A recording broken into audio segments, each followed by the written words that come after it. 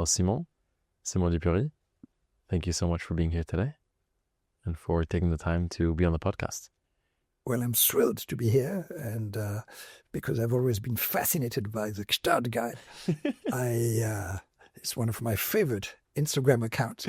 Thank you. You know, being Swiss and spending quite a bit of Gstaad, I think that Switzerland and Gstaad owes you a lot. Well, thank you. And I think that Gstaad should erect a statue on the promenade, so that when you walk along the promenade, that there is suddenly you see the Gstaad Guy. I appreciate that. Before you, there was Inspector Clouseau, the famous scenes of True, Peter Sellers at the Palace Hotel, which I used to associate Gstaad with, and now I associate Gstaad with the Gstaad Guy. Oh, thank you so much. It means a lot. That may be the case online, but I think within very special rooms, you've been the ambassador of Switzerland for a long time. So I'll say the same about you. I think the Swiss have a lot of thanking to do with you to push those Swiss values around the world as well. Around the World with your host, the Gstaad Guy. We welcome you back to the Gstaad Guy podcast, sharing stories of excellence with those in the know for those who just know. Well, I guess the fact that I was born and raised in Basel has something to do with my professional choices and my passion for art. Exactly. Because while it's a small city, it's a city that is really very open to art. Its museums are sensational. Mm-hmm. And of course, there's Art Basel, which is the most important art fair. Absolutely. So you're much more like the real Gstaad Guy in real life than I am.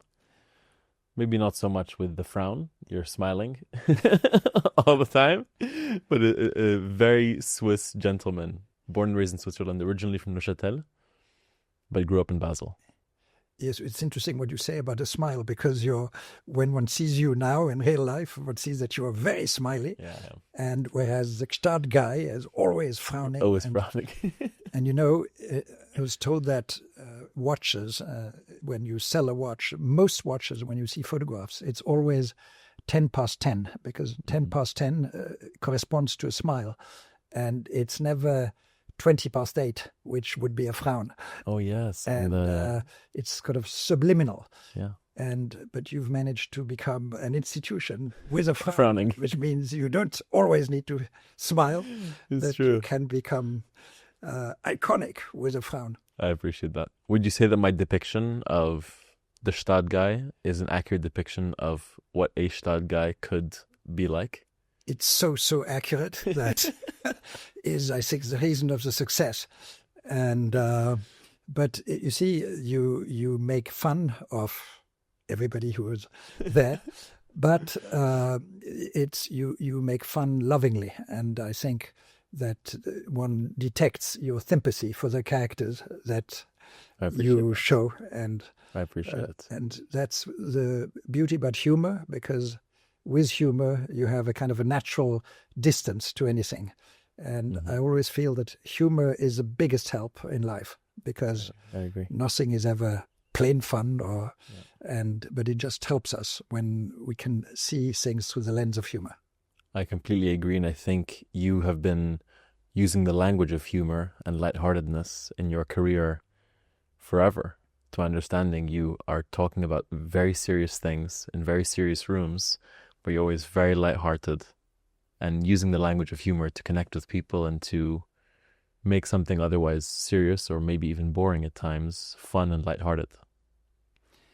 Yes, well, you know, when I conduct auctions, I try to make it as entertaining as possible and to inject quite a bit of humor into it, because most people who come to an auction, they come because they want to bid on one or two specific lots, and the rest they just sit there and wait for the thing to be over.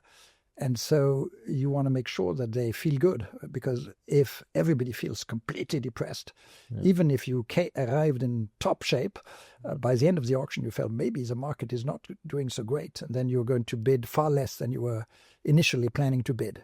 Whereas if you really create a fantastic atmosphere, you feel great, things are really going incredibly well, and then you are kind of carried by the enthusiasm. That's true. Have you always used humor as this tool in your vocabulary? I don't know if I always have. Maybe I have. I mean, always tried to do auctions in slightly different ways than it had to be done in the past, because I felt you have to do it in a fun and entertaining way, sometimes theatre-like, but still I am very serious about it, because I know that the task for an auctioneer, whether you conduct a commercial auction or a charity auctions. Nowadays, I conduct many charity auctions. Your absolute responsibility is to obtain the highest possible price for that object at that given moment. And so it's a very big, serious responsibility. And while I try to do it in a very light-hearted, fun way, I am highly aware of my responsibility to try and, get the best result for the consignor who has consigned a work of art to an auction, or for the charity that badly needs you to raise as much money as you can. I think that charity events are this very unique structure that really, through the human tendency of taking part in something and being involved in the bidding process, actually has a very positive effect on a good cause. But it's this very unique song and dance that I think we can actually have an entire podcast talking about charity events on their own. But you're basically playing into the human psychology of participation in a way to have a good cause. It's a beautiful thing. No, I love actually charity events, because it's exactly that. The causes for which you raise money are very serious causes, when it's medical issues or special illnesses, but even if you try to raise money for an institution or for global warming, whatever the cause is, these are very, very serious matters. But yet people who come to an event like that, they want to have a good evening. They want to want a good time while they're there, and they will spend much more easily if they're really having fun. And then the other advantage of a charity auction is that all the heavy hitters are in the room, and you can play them off against each other. When I started in the business, the real auctions were exactly the same. I remember doing auctions when Sotheby's opened in Monaco in the 1970s, and all the heavy hitters were sitting there in the room. There was Stavros Niarchos, Gianni Agnelli, Heine Thyssen, Gunther Sachs, Charles Claw, and they were all there. And it was like a game. They were bidding against each other, looking at each other and all that. Nowadays, big auctions, all the heavy hitters are either behind a phone line, behind a computer line, or in a special box, but you don't see them sitting in the room bidding against each other. Whereas in the charity context, that is still the case. And that's the fun and beauty of it. It is, because it becomes less...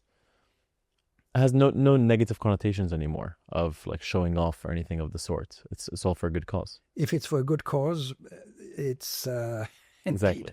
So you can show off in a way, and you can outbid with your opponent with a good conscience. Exactly. That's the fun of it. Yes. I mean, you've said all those names. A room like that, by design, is a difficult room to get into.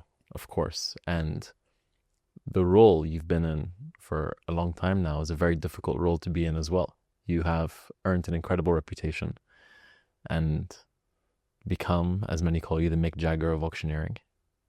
I would love to go back in time to your time in Basel and what inspired you to take the path that you've taken.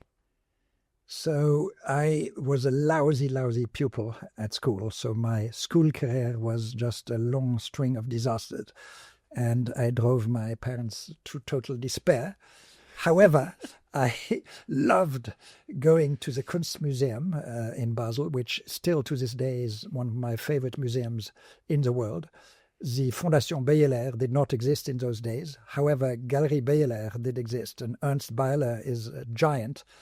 He was a phenomenal art dealer, and the whole world came to Basel to see his exhibitions. So without realizing, I got the best exposure to art that I could get already as a teenager. And then my dream was to become an artist myself. And I remember telling a girlfriend at the time, you will see, one day I'll be really, really famous. And I gave her a drawing of mine and said, keep this preciously and it will be priceless one day. Well, my career as an artist is also dismally failed. However, I was able to do the second best thing, which is to deal with the work of great artists. And therefore, I always say, if you love candies, there's no better place to work than in the candy store. Mm-hmm. And to this day, I feel so privileged, because I love nothing more than visiting studios, visiting galleries, visiting collectors. And you're like a voyeur in a way, because when you go to somebody's home, you see, you have a look into their soul, you have a look into their inner psyche. And because the way somebody lives, the way somebody collects, that says so much about their personality. Mm. And that's why I don't ever get bored, because I have a very, very limited attention span. Long before iPhones, my attention span was already, hardly existing. But luckily, I do something where I never ever get bored. Which elements of what you do excite you the most? Because you are dealing with these collectibles you're talking about, but also you're dealing with lots of different people, many of them characters, I'm sure. So I always find interesting when I get to know anybody is to try understand what makes them tick, because each person has something different, which is their engine. So one person wants to make as much money as they can possibly make. Somebody else wants to become as famous as possible. Somebody wants to have a quiet, undisturbed life and as little stress as possible. And if I look at myself, I think my main engine has always been curiosity. I am incredibly curious, and I just love discovering new things. And that's why I keep traveling like a maniac, and I keep going to see things. I always, when people ask me what is the most important thing in art, if you want to get into the art world, and I say see, and see. The more you look at things, the more you look, the better it is. Because it's like I'm obsessed also with music, and with music, the more you listen to it, the better it is. There's nothing else. Nothing will replace it. And absolutely. So that's, in a way, the key. So, but the thing that keeps you going forward is a curiosity. And what element of the curiosity has drawn you the most? Is it the actual art itself or the different people you're meeting? It's both. It's the actual art. I am obsessed with art. And so at the end of the day, that's really what excites me the most. Because, we humans are extraordinary creatures, but we are capable of really, really bad things and some of the worst things that you can imagine. And I find always that art is the highest thing that a human is able to do, is capable of. And best art brings people together. Best art creates bridges between people of different backgrounds, different civilizations, different geographical places. It's art that lifts us all. And that's why I absolutely love seeing great art. Now, I find that people who collect art, who love art, happen to be very interesting people. So my second love is, of course, the people who are in the art field, whether it's museum directors, collectors, curators. Most of all, it's the artists themselves. Nothing excites me more than going to the studio of an artist and seeing them at work, seeing in their own environment. That's tremendously stimulating. I had the privilege of growing up in London, and many of my parents' friends were art collectors, and the friends of theirs that I always wanted to spend the most time with and learn the most about and have the most unique conversations with happened to be very art curious or art collectors, either in an academic way or just in a aesthetic way.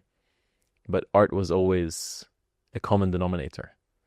What do you think it is about a passion for art that makes people stand out differently?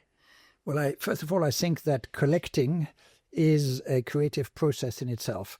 Because since our childhood, we are basically all collectors, because young girls collect dolls. I had a collection of little miniature cars, and also I was collecting there was a chocolate which had little stickers, and if you had enough of these stickers, you could get an art book and all of these things. So we have this in ourselves. And then later on, either this instinct, comes to a halt, but if you reignite it, then it never leaves you. I always say collecting is an incurable disease, and it's the most beautiful disease that exists because it keeps you going.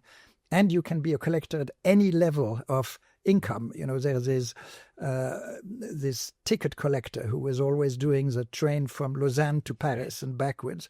So he had a relatively modest salary, and yet with his salary he bought lithographs, prints by artists he was admiring, and managed to build a quite remarkable collection. Wow. And one thing all collectors have in common, whether they are like this gentleman, or there was a gentleman that I knew in Sierre who had a patisserie. He was a very, very good pâtissier.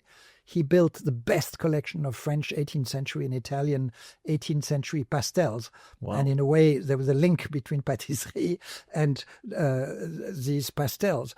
But at any level of income, you can be a collector. And then if you're a good collector, you're an artist. And that's the beauty of it. So it's really a way of expressing yourselves, because collecting is editing. It's making a choice, because we all see so much. We all have so many visual impulses. We have so many oral impulses, and we may be lost because there's just too much.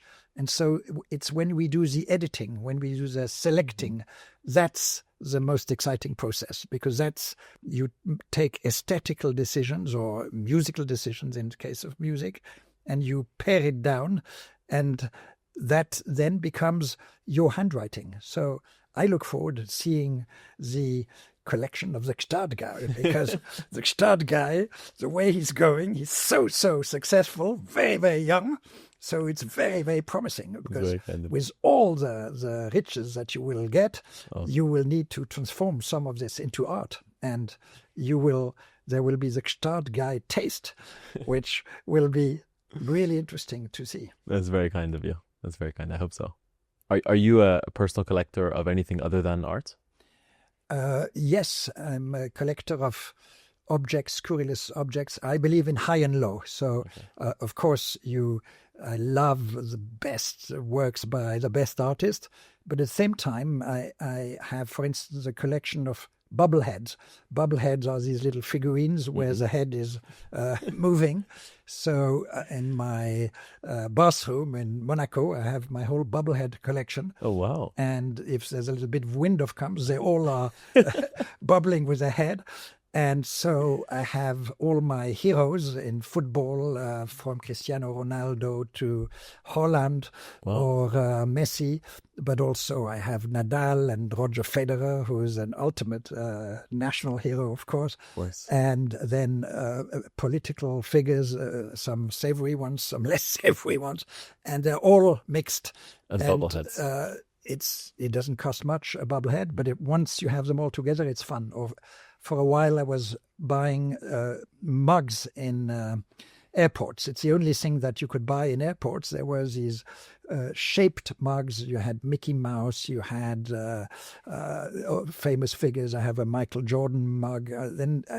Meanwhile, I have a huge collection of these mugs. And again, when you see them all together, it becomes fun. Now, each one of these items individually is not particularly valuable, but once you have a whole collection of it, it becomes like a work of art in itself.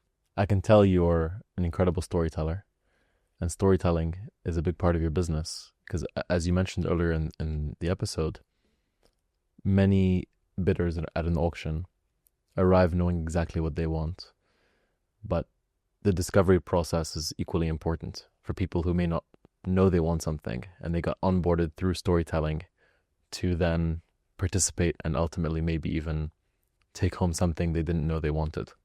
Yes, I do think that storytelling is an important element and has become more important lately. And it's interesting that some artists are themselves very articulate and are incredibly good at explaining their own art, or they really talk a very good game, and which is an advantage. But I always want to see the artwork first without knowing the artist, because I feel the art has to speak for itself.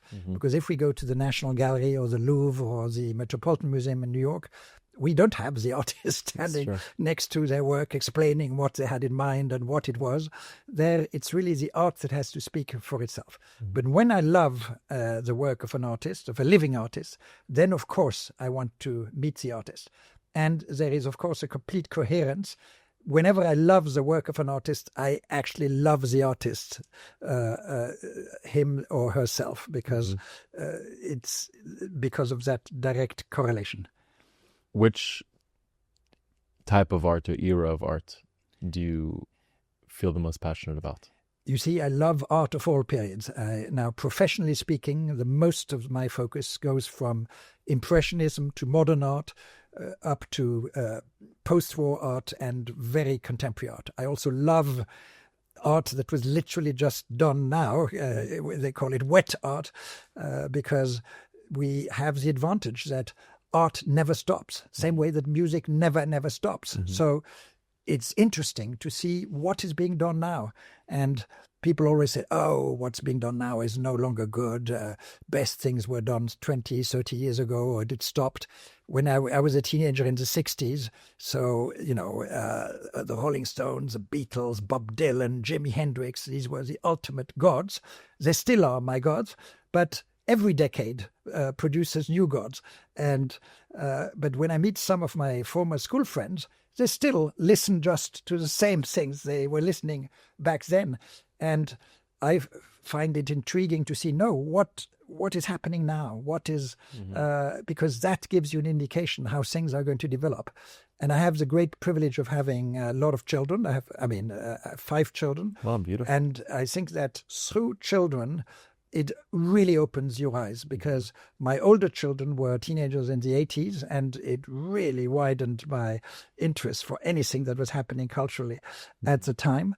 When the Japanese were doing these incredible toys, the Transformer toys, and of course there were all the Game Boys, and all of that was really, really big. Now with my youngest daughter, who's 14, it's all about the Korean pop culture. Which is hugely influential. And when you see what a child or what a teenager is passionate by, you can predict what taste will look like, because taste constantly evolves. In my many years in the business, I've seen taste evolving massively. What the super wealthy people were buying 50 years ago is not at all what the super rich buy today. And it's definitely not what they will buy 50 years from now. So you always got to keep an eye on how taste is evolving. And while the art market will always go up, in my view, overall, you will see huge evolutions, depending on the evolution of taste. I love how fueled by curiosity you clearly are in all categories.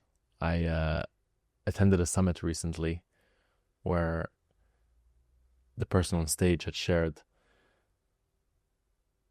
the moment the mind transitions from curiosity to nostalgia is the beginning of the slowdown of knowledge and the capturing of knowledge. So the fact that you're so curious about what your kids listen to and all the different art forms, I think is such a beautiful thing, and it keeps you learning more and more every day. It's an amazing thing.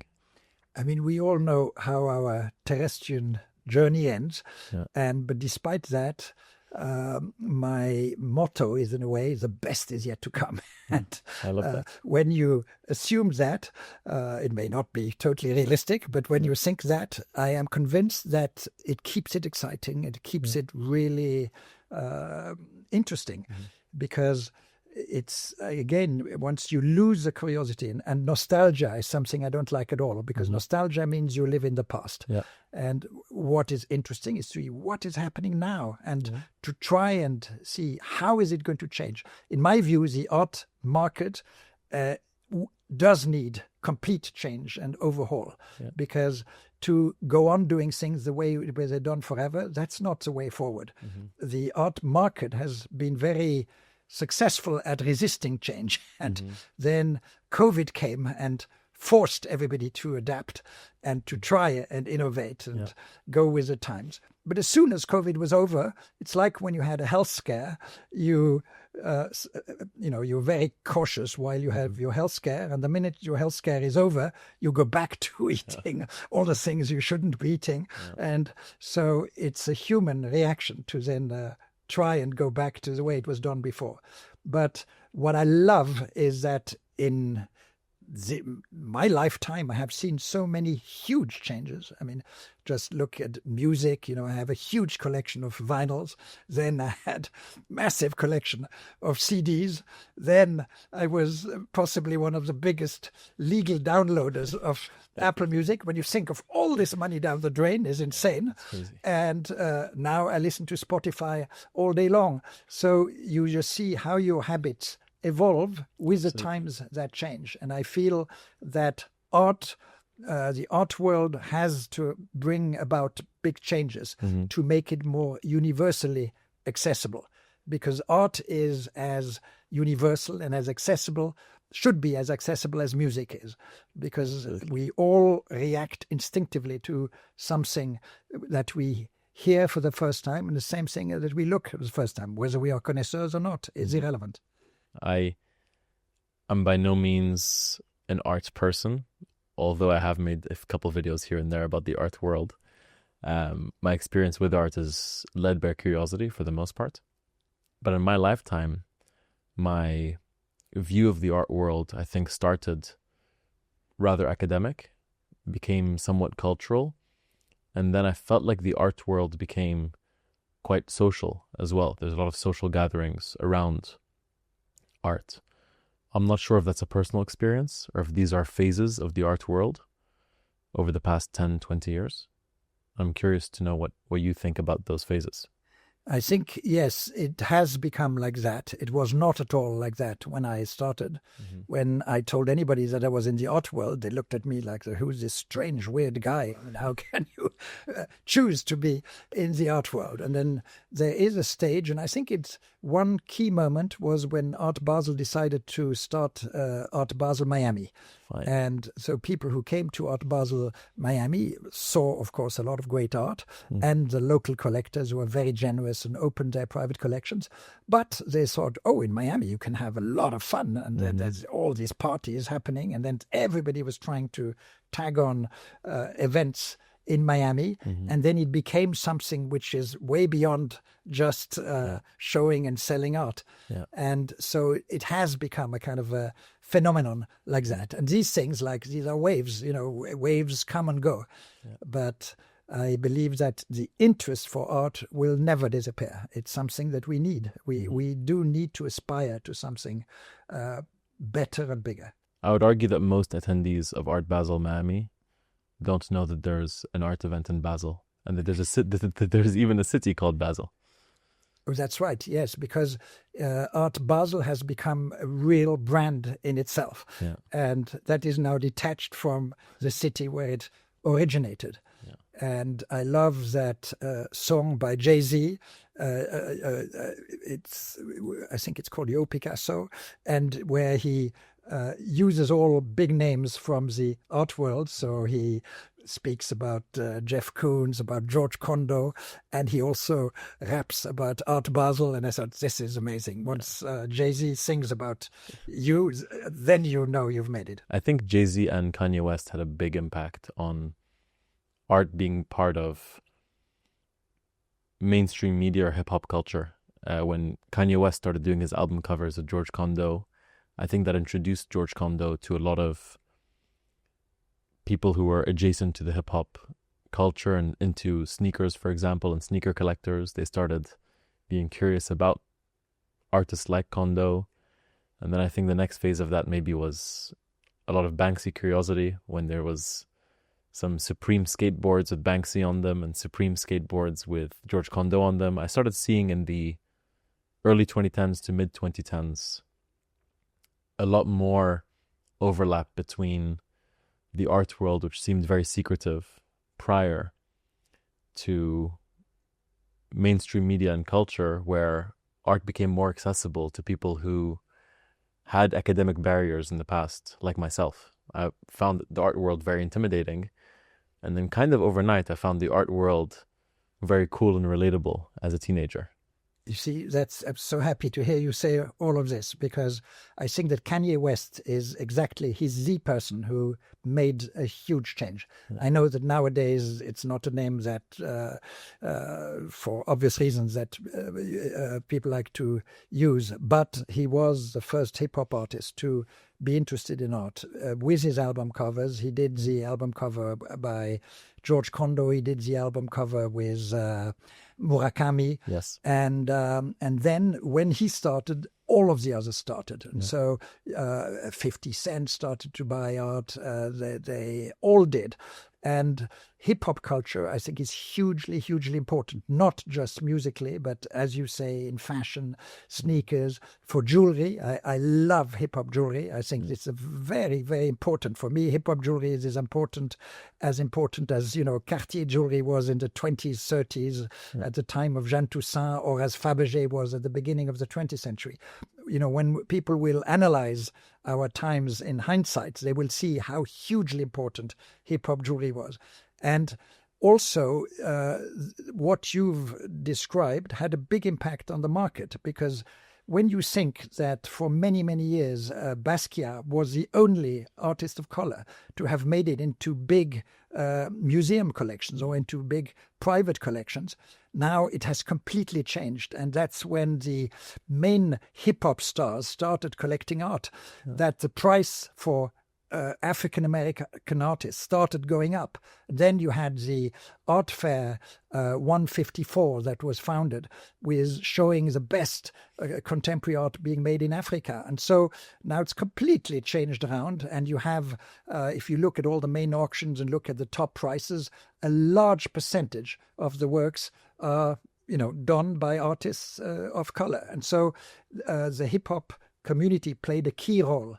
And I feel it's always important for the art market to focus and trying to find new areas. I'm obsessed with football, and the overlap hasn't really happened yet. And Michael Ballack, the German player who used to play for Chelsea, is interested in art and collects. But my dream would be for Cristiano Ronaldo, for Haaland, for all the big megastars to get into collecting art.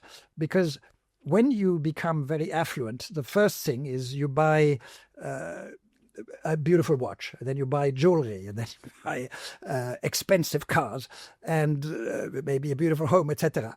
And the ultimate level, the highest thing, is once you start buying really, really great art. So it's just the final step to make. And a lot of these phenomenal football players have every car you can imagine. They own every watch you can imagine. They have stunning jewelry. And I look forward to the day when some of the biggest private collections will be by some of the biggest football players ever. Because for me, a great football player is an artist. Haaland is an artist. I mean, it's incredible. Or I am an Arsenal supporter, so Saka, what a fabulous, fabulous artist he is. Where have you seen that tipping point happen in the past where people collect lots of things, achieve tremendous success, and then make the transition to collecting art, like a football player could and would? It takes always a little while, but I think we are at a time, especially with social media, where you have the influencers who become kind of trendsetters. And I always find interesting, who are the market makers? Who are the taste makers? And the taste makers are not people who are inside the market, who are working inside. It's people from the outside. For a long, long time, and still today, there is a close link between the fashion world and the world of art. Some of the greatest private collections have been done by the great fashion people in the fashion world. The Yves Saint Laurent Pierre Berger auction was for many years the most successful single-owner collection that ever been sold. Les Demoiselles d'Avignon, Picasso's towering masterwork, used to belong to Jacques Doucet, the French couturier, Karl Lagerfeld was an obsessive collector, but you can mention every single successful individual in the fashion. Each of them is a collector, and they all have great collections. So there the link is fully there. And between music, it happened. And you see, the most shocking thing is that for many, many years, there were no female artists, very, very few female artists. When you went to a museum that had only a tiny percentage of female artists who were in those museums. And my eyes were opened quite late to that, because I was doing an auction in Dallas for MTV. And they asked me to, there was an exhibition of 65 works or something like that. And they told me to choose 8 works that I would have to sell during the gala dinner, and the money would go to AIDS charity. And so I went around the exhibition and chose the 8 works that I thought had the highest potential to raise the maximum amount of money. Then after the auction, a lovely lady came up to me and she said, "You're a male chauvinist pig." And I was slightly sort of taken aback. And I said, "Really?" And then she said, out of the 8 works that you've sold, there were only 2 female artists. And I had to admit to myself, I had not even thought of the gender when I chose the works. I had purely thought of how I could get the highest price. And I think that the art world at some stage realized this cannot continue like that. And so whether it was the museums or the galleries, they all made a conscious effort to readdress this incredible injustice that had happened not only for decades, but for hundreds of years. And so, like in life, when the pendulum swings, it always swings all in the other direction. So now, if you take the main contemporary art auctions at Sotheby's, Christie's or Phillips, I was told that 72% of the living artists being sold at auction today are female. So that shows that it did help that this was addressed. I would love to go back to those stages of the game of life that we briefly discussed, of people achieving success, collecting all these different things, ultimately making it to collecting art. The sort of boss stage in this game that I've seen is when people take that art collection and allow other people to enjoy it and experience it by displaying it at museums or even starting a foundation of their own. This is something I've been seeing more and more of lately, in particular. I'd love to learn more about that. Yes, I think that if you have a great passion and you derive a lot of satisfaction from your passion, you do like to share it. You want to share it with your friends, first of all. So you invite all your friends to your home and show off about what you have on your walls and in your home.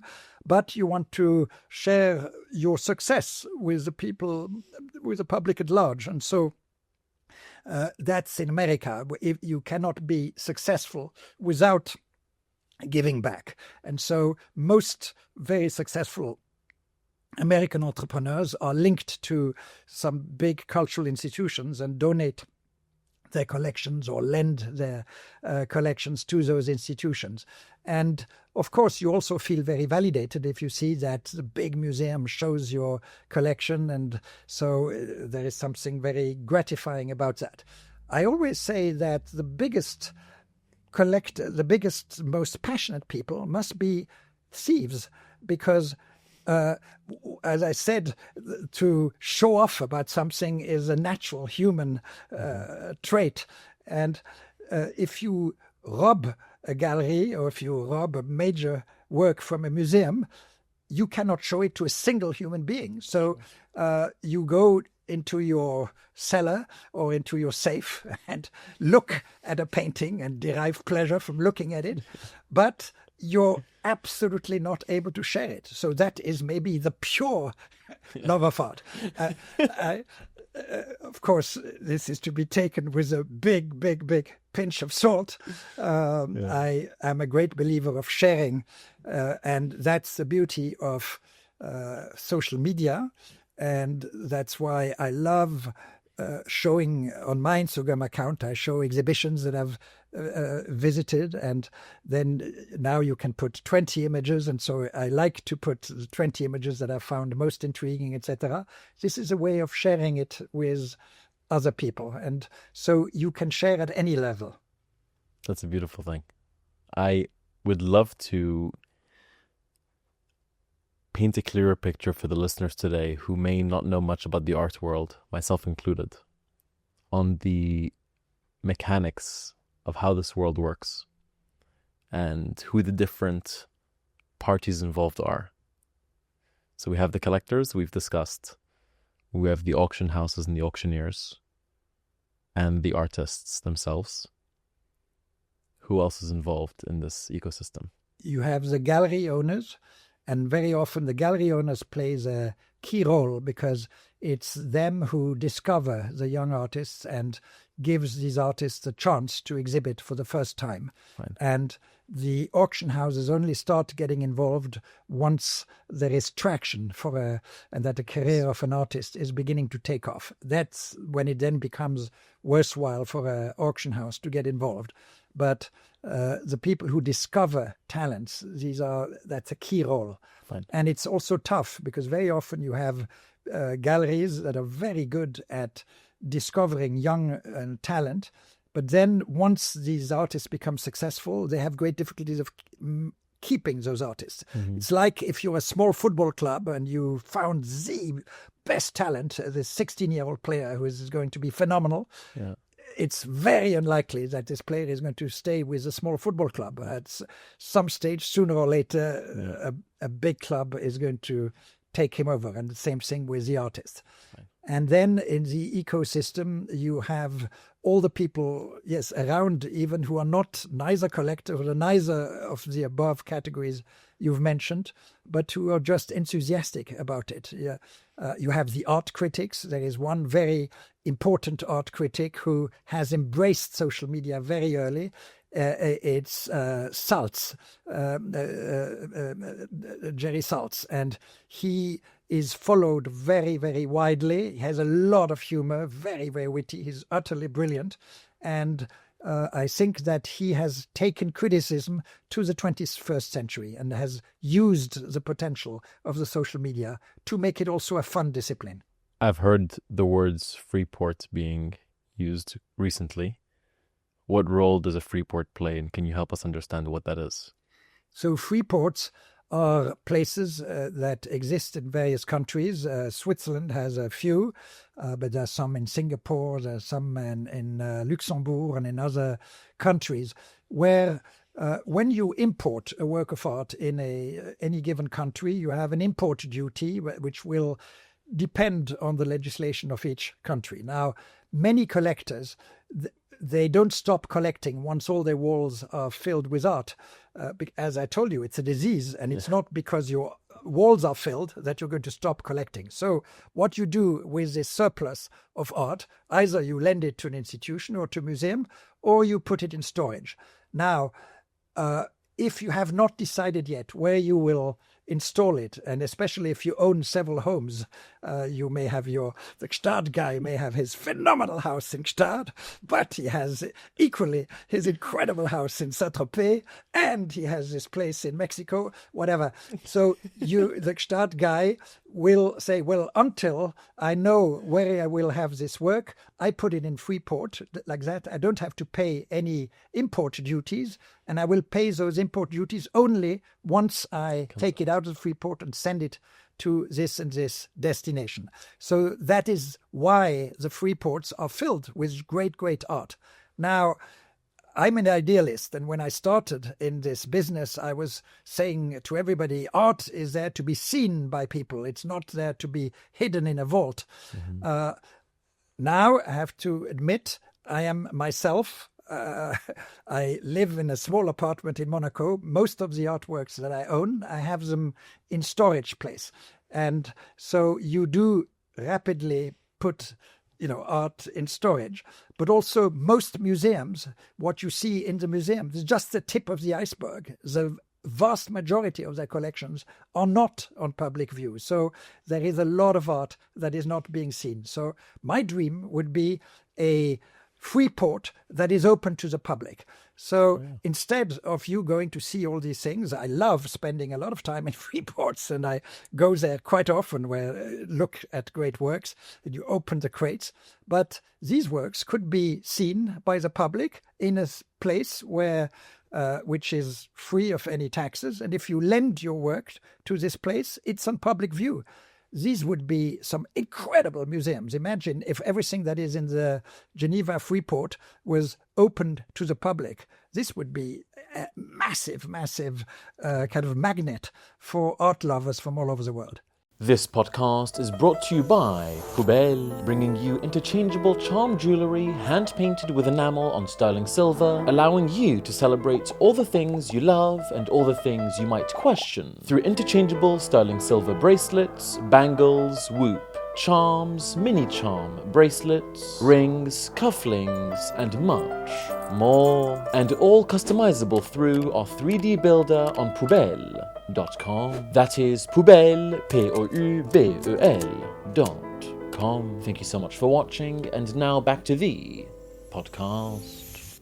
So if right now I have a work in a Freeport and I'd like to put it on display in New York, I have to pay import taxes on that piece of art? Yes. Now, the legislation, again, changes also for temporary import. There are places where you can bring in something for temporary import, but then you have to take it out again. So, but if you want to bring something to a place and leave it there, this brings percentages that you have to pay. Fine. I've also understood that there's a financial consideration that people take of insurance when something leaves the Freeport and is on their home or on board their boat, where there could be some weather damage, could be some sun damage. They must also think about that every time they even put a painting in their own home. It's very important, of course, how you look after a work of art. I always say, whether you are a museum director, a curator, a collector, an auctioneer, whatever, our prime responsibility is to bring this art in best condition to the next generation, to bring it and keep it for future generations. Therefore, that's our prime responsibility. And therefore, the advantage of these storage places, they are equipped in terms of humidity, in terms of conditions, so that the art does not deteriorate. I made the painful experience very, very early in my collector's life. I was in Budapest and I saw an artist who was doing all his works in wax. And I madly fell in love with a work that was entirely done in wax.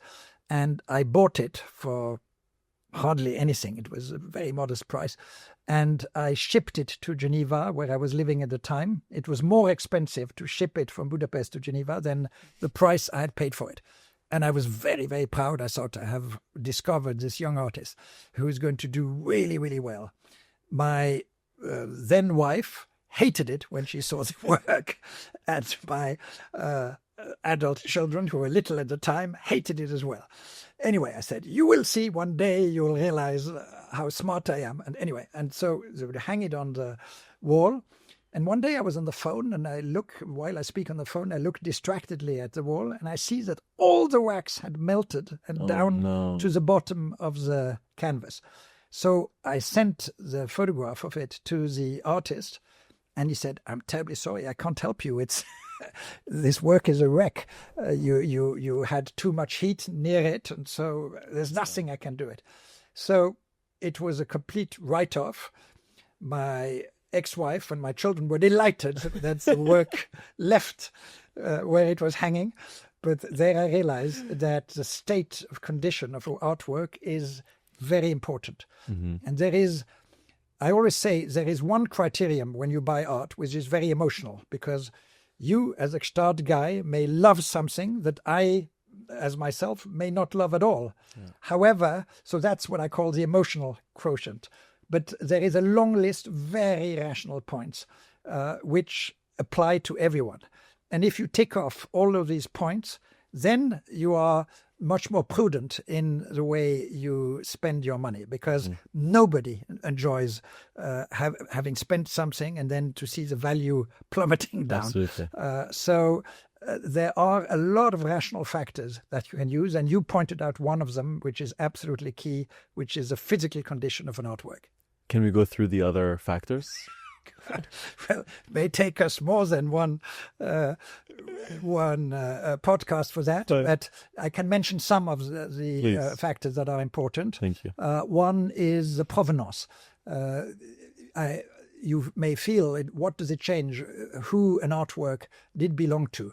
But provenance is important. So if it did belong to the Gstaad Guy, it's a very cool thing. So, this is the first artwork that the Gstaad Guy... You're giving me a lot of credit today, but I appreciate it. When his career took off, etc. Or you can say it belonged to this or that person. And artworks have a life of their own. They have a fate of their own. And so it's fascinating to follow the itinerary of an artwork itself. So now, the less important the artwork is, the more the multiplying factor of good provenance plays a role. So in my previous life, when I was with Sotheby's, we organized the auction of the jewels of the Duchess of Windsor in Geneva. And there was the McLean diamond, which was the most important diamond in the jewelry collection, which sold for 3.5 times the price it would have been worth if it had not been the Duchess of Windsor's diamond. However, the cufflinks of the Duke of Windsor, they sold for a value which was 3,000 times the multiplying factor. Wow. Because, as I say, the less intrinsic value the object has, the bigger the multiplying factor is due to a prestigious provenance. Right. Equally, there are provenances, if it has belonged to a horrible figure from history, you will not want to touch it, because I believe in the aura, not only of people, but of objects. Yeah. I think we are all made of energy, and some objects have very, very bad energy, and you don't want to be near it. Mm-hmm. Have you had to deal with pieces like that at auction? I have seen extraordinary story. No, at auctions, the auction houses don't touch things like that. Fine. But I have seen instances where the artwork chooses the buyer and not the other way around. Now, by now, you will think that I'm a nutcase. No. But there was this collector who went to see an exhibition at the Kunsthaus in Zurich. And he madly fell in love with a painting. And then he went to the director of the museum and said, listen, I absolutely want to buy this work. Can you please give me the name of the owner? And the director said, I'm not allowed to give you the name of the owner. However, if you write a letter to the owner, I'm happy to send it on to this person. So he did that, and he gave it to the director of the museum and never heard anything again. And 5 or 6 years later, he was in a different city, and I will not say now which city, not to give clues. And suddenly a storm breaks out, and absolutely solid rain. I mean, really, it starts pouring down. And so he stands outside jeweler, and I have to go inside just to not to get soaked. So he goes inside, and then the person asks him, where do you come from? The jeweler asks him, and he says, I come from Zurich. And then he said, oh, that's interesting. I had lent a painting to an exhibition at the Kunsthaus in Zurich. And actually a person wrote to me that he wanted to buy this picture. And then he said, it's me. I wrote to you that letter.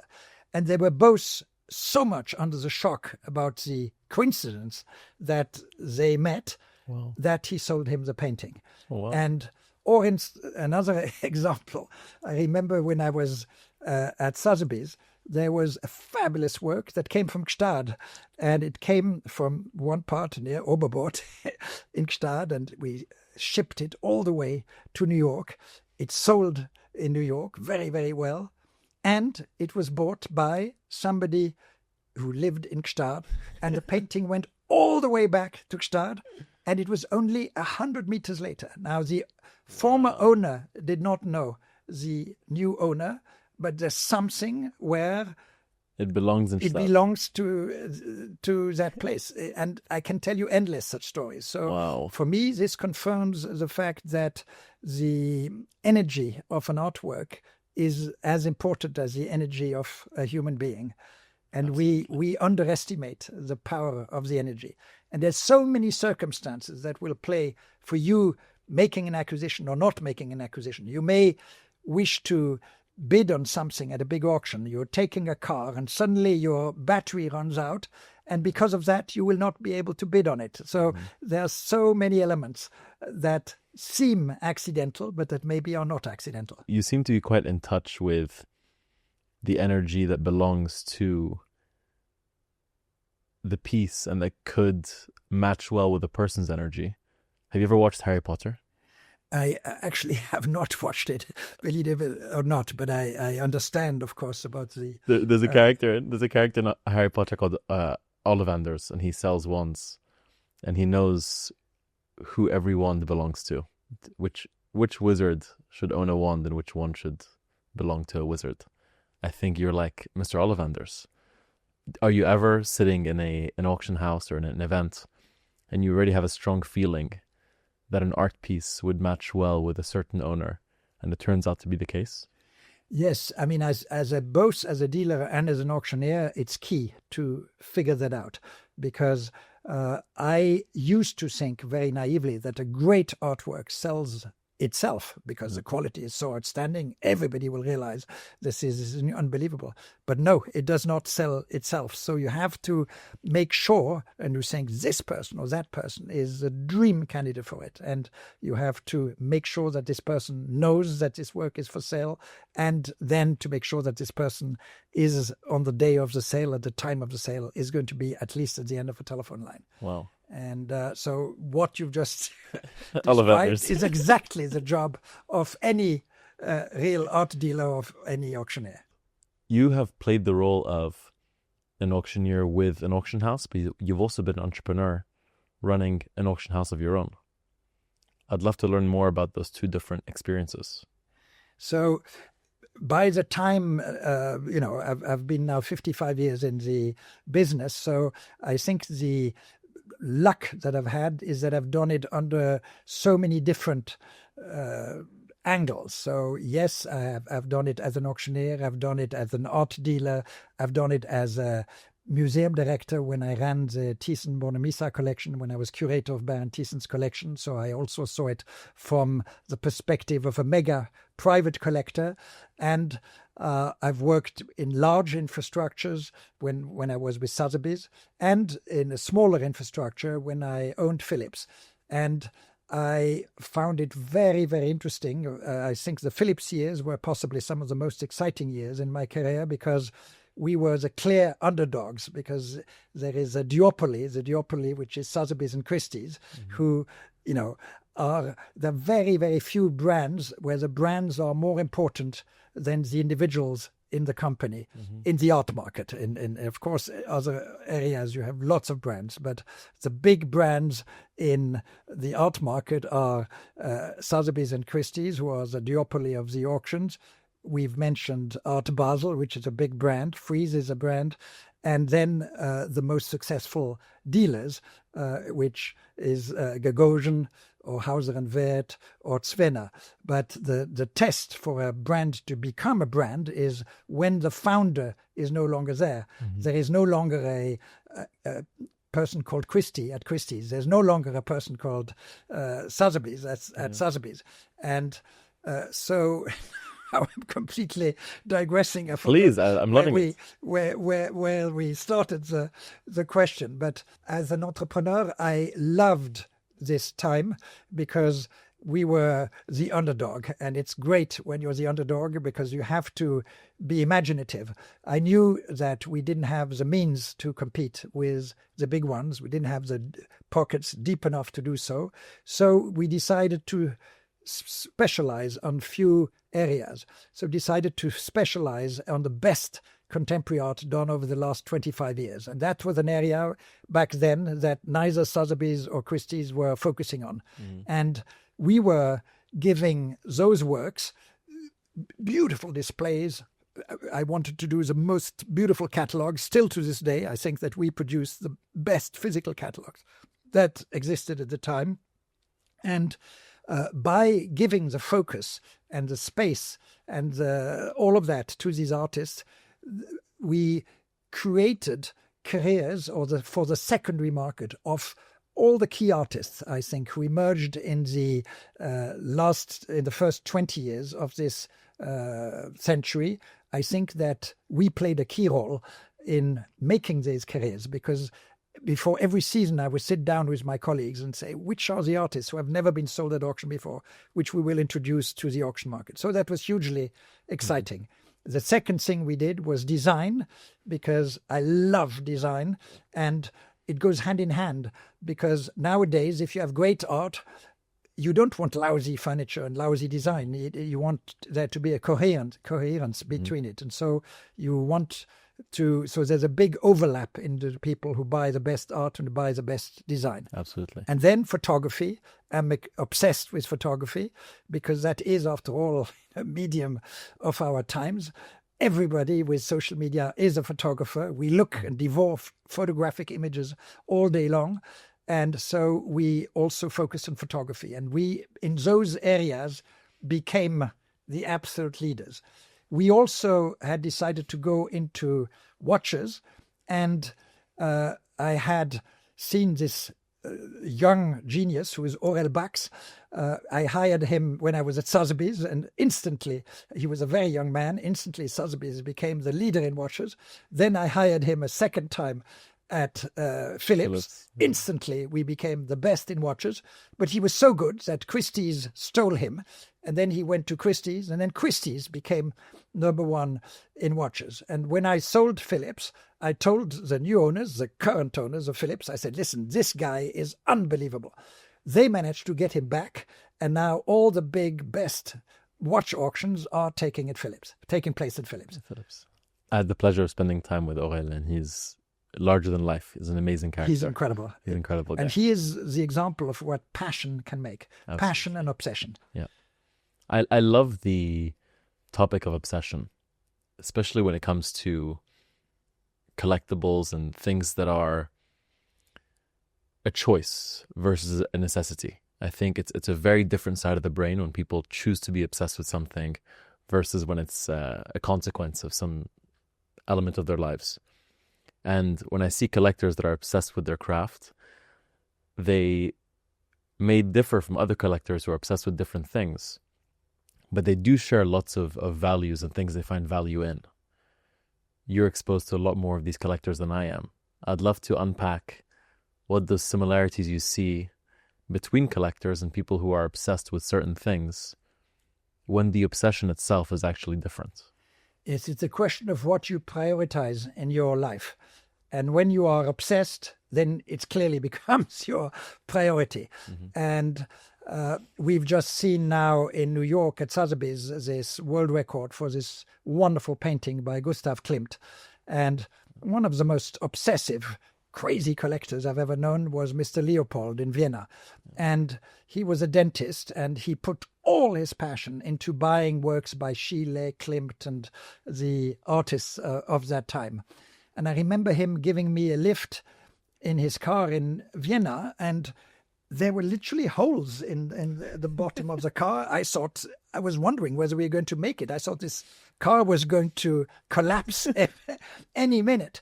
But it was clear that this man would never have bought a new car. If that, as long as his cars could more or less move, he would put everything into the art. Wow. Or once in Geneva, I board a plane, and I see a mega collector who will remain nameless, and he sees that I have a business class ticket, and then he comes to me and, full of contempt, says, well, you can afford it, but I'm a collector. And he was sat at the bottom end of tourist class. And this is a super, super, super wealthy collector. But his obsession is such that he was not going to waste it on a business class ticket, where all his resources had to go into art. Wow. I actually would love to talk about some of the behaviors that you think make a good actor in the art world. What are some habits or ways of acting that the Gstaad Guy would maybe embody if he were to be an expert art collector? Yes, I always feel that whatever you do at the end of the day is the attitude is the most important thing. Attitude is much more important than knowledge, I think also than experience, because you can have zero experience, but if you have the right attitude, anything will become possible. Yeah. And also I think any job can become the best job in the world. I always say you can be an artist in any field. There's two examples that I love of other professions if you do it at a certain level. There was the doorman of Christie's in New York.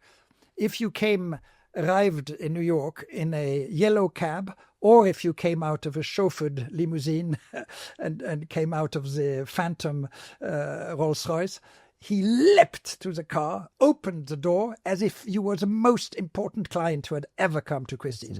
And so you walked into the building and you felt so good. You felt so wonderful. Yeah. And it was not forced. You felt this man really enjoyed welcoming every single person who was walking into the building. He did it so much that I felt this man is an artist. For me, this man was more important than any other person in the whole company, because he lifted the job of a doorman to a completely different level. I've seen bankers being so creative and so brilliant with their imagination that they were no longer bankers, they were artists. And that's what I find. So when I was interviewing young people, and that's something I always loved doing, young men, young ladies, interviewing for a job, it's not what their address book was, whom they knew, who they did not know, how much knowledge they had about art. It was to see what was their enthusiasm and what was their hunger and what was their ambition, but in a pleasant way. And if I saw that they had that, I thought everything else will happen. They will instantly create a good address book for themselves. They will instantly learn. And whereas you can have other people who have the best connections in the world who are incapable of transforming it into business. Absolutely. So attitude is the key. In terms of the attitude itself, I think from what you're saying, it stems from being genuine and a genuine sense of love and passion for the act versus it being a performance of some kind. Yes, it has to be, because if you're not, it doesn't come across. Yeah. And I view it a bit like in music, because you see, you have many people who are absolute virtuosos, who have every skill. You also have artists, visual artists, who are incredibly skillful. Yeah. And it's, of course, fantastic if you're skillful. Skills is an important element, and it helps a lot. Yeah. And you should have skills. But skills alone will not do it. You need that extra dimension. And sometimes the extra dimension comes from imperfection. You may fall in love with somebody because of their imperfections, not because of them absolutely being so perfect that it becomes boring. For the listeners today who want to get into the art world but feel intimidated by it, they may be aware of the art calendar, which dominates social media these days, with things like Art Basel in Miami or Frieze Art Fair in London or many different art events around the world. But they don't know how to actually put their foot into the door and participate and even start collecting. Where do you suggest that someone starts if they'd like to take their curiosity into actually feeling like they're a part of this community? I think initially the best thing is just to go and look. For instance, all the big auction exhibitions are open to everyone. You don't need to pay to visit. You can literally walk at Sotheby's, Christie's, and Phillips, and you can see all these works that are on display, all these works that will disappear in some private collections one day. You see them there. You can literally touch them. So, or the art fairs, you go from booth to booth, you see a lot. So initially, just enjoy it and try and work out what appeals to you personally, because I do not believe that you can do a good collection with your ears only. You cannot delegate to somebody, do me a collection. It has to correspond to what you in your belly enjoy and like. But I do think that the art world is making a big mistake in not being accessible. In most galleries, you walk in, you see the reception desk, and the reception desk is very high, and you see only the top of the head of the people who walk there. And then they very often look at you very snootily, and you already feel intimidated to go and ask a question. And I've seen even very affluent people coming to auctions and feeling intimidated, not knowing how to behave. So I think that we in the art market need to do a much better job in making it accessible. And the more accessible you make it, the more you learn about it, the more you want to get into it, because with knowledge comes the need. With knowledge, with education, art education, as you learn, as you go along, that creates the desire then to go more into it. The first step for a collector is a key step. After the first step, the next step comes automatically. And I've never seen somebody who suddenly stops collecting. Absolutely. You collect all your life. And in fact, very often I have seen people who were literally very, very ill or that completely at the end of their life and were still making major acquisitions because it's a sign of vitality. It shows that, okay, I maybe have lots of things in my arm and I may be on my bed and all of that. However, the fact that I just acquired this work is a sign of vitality. I think assuming that people's desires for art are led by the heart and led by interest is a beautiful thing. But I think some people are financially motivated at times, and they actually are maybe leading with their ears by hiring someone because they just want to invest in the art and flip it where it maybe never leaves the Freeport. And they're more interested in the business of art rather than art itself. How do you feel about that as a category? Because I think it naturally, with the existence of that, it likely drives up prices for others. You see, there is always this distinction being made between pure, real, passionate collectors and speculators who only are in it for the money. I think this is a ridiculous distinction because nobody, even if you're the purest, most passionate collector, nobody is going to be proud if you spent $1 million on a work and now its works worth only 100,000. Do you think you will have any joy telling your friends, I paid $1 million and now it's worth only 100,000? So it only makes human sense that if you spend a lot of money, and it doesn't matter what it is, if it's a lot of money versus your own possibilities, you want to make sure that you minimize your risk. You never have anything that is risk-free in any market, of course. But, and that's why we come back to the points, as I said, you can go through this checklist and at least tick off as many rational points as possible so that you are not completely exposed. But of course, we live in a life when things change, and also there is an acceleration in the evolution of taste. Taste changes more rapidly than it used to. You mentioned that you listened to my podcast with Steve Varsano. On the episode, we had a very fun game where we spoke about the etiquette on board private travel, and people loved it. And I think that within charity events, when people are bidding on things, or even auctions when people are bidding, there are naturally some do's and don'ts. I was wondering if we could step into that and play a game of what are the things people should avoid doing and what are the things people should definitely do when taking part in an auction. Well, in a way, when you attend an auction to bid, and I've done it, of course, many, many times, also attending auctions and buying on behalf of collectors, and of course conducted endless auctions, it's a different game. So the auctioneer has to try and obtain the highest possible price, whereas you, as a buyer, will want to get it at the least expensive price. And so you will not want to show me, as the auctioneer, that you're determined to go whatever it goes to, you will go for it, and you're in it for the long haul. So you want to give me, as auctioneer, the impression that this is your last possible bid, and that you're about to give up.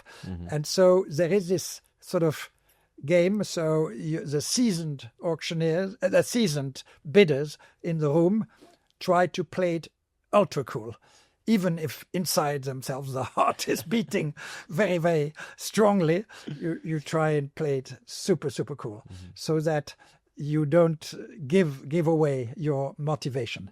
Fine. But the bizarre thing is that even then, you are kind of like on a wavelength. I feel, and that's why I also love DJing, because a good auctioneer will be able to put himself on or herself on the wavelengths of the buyers. Sure. And so sometimes when I conduct an auction, I literally feel in advance which person is going to bid, whereas I can sit next to an auctioneer and have no clue of who's going to bid. Yeah. And so you have to constantly adjust and adapt yourself as an auctioneer. And for a bidder, it's the same thing. So in DJing, for instance, if people leave the dance floor, it means, you have immediately got to readdress this. So that's why you cannot have a clear set list and come as a DJ and say, this is the list that I will do. You've got to keep that flexibility. And so it's improvisation is the name of the game. So as a bidder, just play it cool is the advice. I'd love to know more about your love for DJing. Yes, so I'm obsessed with music. And I always say all the passions that you develop when you're a teenager basically are the passions you then carry through life. So my main passions, at least those that I can speak of, are I developed as a teenager. And so now I have my two older brothers were very talented musicians, and they never had any lessons. So my oldest brother was an incredible piano player. My second brother was even better because he played piano and was a trumpetist. And so he was playing with the left-hand trumpet and accompanying himself with his right hand. So my parents thought, with the last son, we'll do the best. We'll send him to a piano teacher. And I remember these piano lessons, they were a nightmare, because as soon as I would hit a wrong note, there was this lady who would hit me with a ruler over my hands. And so it absolutely disgusted me from taking any music lessons. And that was the end of my career as a musician. But I love music so much that when I became 60, I thought, I want to become a DJ. And then I did my first DJ gig in Berlin. Wow. And my children, my 4 adult children, were saying, oh, how embarrassing. Our father has an acute late life crisis. And they came to the gig. And while I was, mixing at the desk, I saw that on the dance floor, all my 4 kids were dancing phonetically. So after the gig was over, I went up to them and I say, you may be very embarrassed having your father having decided to become a DJ, but you're not embarrassed enough not to dance to it. And sure. Meanwhile, they find it cool. But so it's kind of, it's like, I also love it because people don't expect me to be a DJ, because as you can see, the way I'm dressed and all that, it's the opposite of what a DJ normally looks like. And I don't try to dress up as a DJ. I come in my uniform, regardless whether I conduct an auction or I'm a DJ. And I like this kind of that's cool. Disconnect between the activity and what you look like. What genre of music are you usually playing? So I usually play very current music to kind of show my street credibility. And then I love going from all decades, nice. Being very eclectic, and whatever keeps people on the dance floor is basically what counts. Amazing. It's basically the same skill as auctioneering. That's why I say I see the two things as being closely related. Yeah. I would love to touch on Switzerland. Mm-hmm. Your upbringing in Switzerland, your ties to Switzerland. I, of course, have deep ties to Gstaad. Mm-hmm. I'd love to paint a picture for the audience of what it means to you to be Swiss and to carry those Swiss values in all these different rooms that you are present in. Well, I think I owe Switzerland a lot. It's like in life, you learn all your life and you never realize when you learn. And it's having spent all of my life outside of Switzerland, all of my adult life outside Switzerland, I realize how much I owe to Switzerland. And I think because Switzerland, what is it to be Swiss?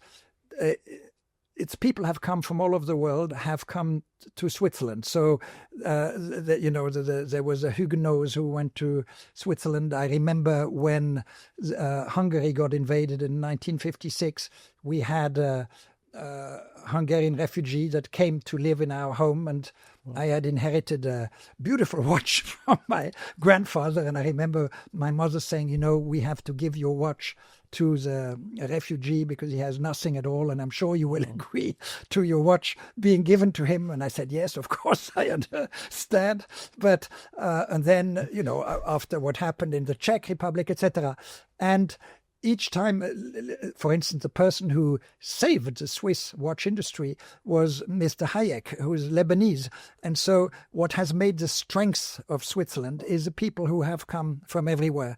And that's, I think, the openness on what happens around the world is what makes you strong. And the danger is when you try to close up, because there is, of course, in Switzerland, the tendency of wanting to close up and not look at all the wealth you can get from the elements coming from everywhere else. But so that is something I loved. The other thing I loved about Switzerland, I went to public school, and in public school, you only went to private school if you were too bad, you couldn't follow public school. So that was my case. I was first career of my school career. First half was in state school, but then I was such a bad pupil that finally I was sent to private school. But you have a mix. You see at school people from different backgrounds, everybody. And then I did my Swiss army service, military service. I remained a simple soldier, though I have not made career in the Swiss army. However, as an experience, it's invaluable because it really helps you to be able to understand people from completely different backgrounds, different occupations, different motivations, and it gives you that openness. And I think it helped me so much. I probably, all of what I do would not have happened if I wasn't lucky to have been born there. What about in terms of more social intangibles from Switzerland? Ways of being, ways of acting. Are there any things that are deeply Swiss that you feel you've carried with you around the world? Well, there is something about Swiss very reserved. So let's say we don't have a very, very Latin temperament. Even the Latin part of Switzerland, the Italian part of Switzerland, or the Romansh part of the St. Moritz and the Engadin. I think a common denominator of all Swiss is they are relatively reserved. They're low-key. In Switzerland, if you're successful, it's very badly seen to show off. In the contrary, if somebody shows off, it means he's not an important guy. The more low-key somebody is, the more simple his car is, etc., the more you think, oh, this guy could be really wealthy. And so this understatement is a plus and is a negative because, for instance, until people invite you to their homes, it takes a long, long, long time. Yeah. And you earn their friendship. And it's a very slow, gradual process. Once you've earned their friendship, you've got it forever. But I love, of course, you go to America, you take the elevator with somebody, and by the time you arrive on the 20th floor, you're close friends with a person that so much about the life just you found out in that short lift journey. That's true. And you think, oh my God, this has become my best friend. And you realize that it's completely superficial and it doesn't stick. Yeah. I see that. I try to actually talk about that a lot in my content with Gstaad Guy. When you are public facing, do you sometimes play a role of sorts, or are you always just your truest form of self? I am Dr. Jekyll and Mr. Hyde, because when I'm at a dinner, for instance, at a charity auction, and the person doesn't know me, and I sit next to them, and I'm a very boring dinner neighbor, especially before an auction, because I get very tense and nervous before that, before going on stage. And then once I'm on stage, I become a different persona. Then I then I switch, and then people are in a shock. This can't be the same person that I just sat next to at dinner. So yes, I have these two sides in me, which one is the side that I project when I conduct an auction, and the other side is the boring, low-key guy who's just very happy to be the lonely wolf. On this podcast, we always play a game of à la poubelle versus Fantastique, where we take things we want to see less of and throw them à la poubelle, and celebrate the things we would like to see more of and call them Fantastique. I would love if you could share a few à la poubelles and a few Fantastiques from your industry and from the world that surrounds you. Things you'd like to see less of. Let's start with à la poubelle. I hate hypocrisy, so à la poubelle. I love passion, Fantastique. I hate falseness. I love à la poubelle. You can say I love as well, don't worry. It's implied. I love integrity, Fantastique. I love a lack of calculation, Fantastique. Vice versa, à la poubelle, when you're purely strategic and calculating. I think there's a certain justice there, because there are many more things that are fantastic in the end than à la poubelle. Absolutely. And I feel every life, every person that once you get to know the person and go behind the facade, you see that nothing is ever all fantastic, or nothing is ever all poubelle. There is a percentage, and you just have to be careful that once the poubelle percentage is higher than the fantastic percentage, then you've got to act on it, then you've got to do something for it. But it's quite a close balance, and there is no plain selling. There's nothing. I always say, don't judge a book by its cover. It's once and that's the beauty about getting to know people from all different walks of life. Once you see behind the facade, once you know somebody a little better, you realize that every itinerary has obstacles, has sadnesses, has big failures, has very, very sad things, and of course has the beauties and exhilarating and wonderful things, and has triumphs. So it's that balance, and it's also being able to take the bad things with elegance, which is fantastic. Absolutely. So I agree. You mentioned earlier in this episode a couple of things that have changed for the better in the art world, like the gender equality, people of color getting the recognition that they rightfully deserve in the industry. Are there any things you'd like to see improve over time that have not yet been actioned, possibly? I feel in terms of the market that there is not yet a way where you can acquire works of art in an easy, inexpensive way, because the commission rates, if you buy something at auction, if you buy, it doesn't matter, you decide how much you want to pay for it. But if you sell an object, you need to leave at least 25 to 28% on the table. Wow. And these percentages are, in my view, far too high. The art market has to find a way to sell art in a more efficient, in a more economic way. And if and when it will succeed bringing those commission rates down, it will grow exponentially. The art market, when I started 55 years ago, was tiny. It is, of course, much wider. It's global and this and that. But it is still very small in absolute terms. Mm-hmm. So the upside potential of the art market is massive. And that's where we need the innovation of the technology, of AI. All of that will bring knowledge accessible to all and access, making it easier to acquire works of art. And so I think that that's why the most exciting part of the art market is ahead of us. I love your optimism, generally. Simon, I really appreciate you taking the time. No, it was to be here. Thank you today. so much. Thank you.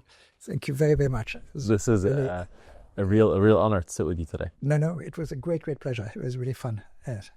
Thank you for listening to this episode of the Gstaad Guy podcast. If you're keen to learn more, please follow along by engaging with our social channels on Instagram, TikTok, Spotify, YouTube and Apple Podcasts. And we look forward to seeing you next week. Merci beaucoup, à la prochaine, and a big hug from the Gstaad Guy.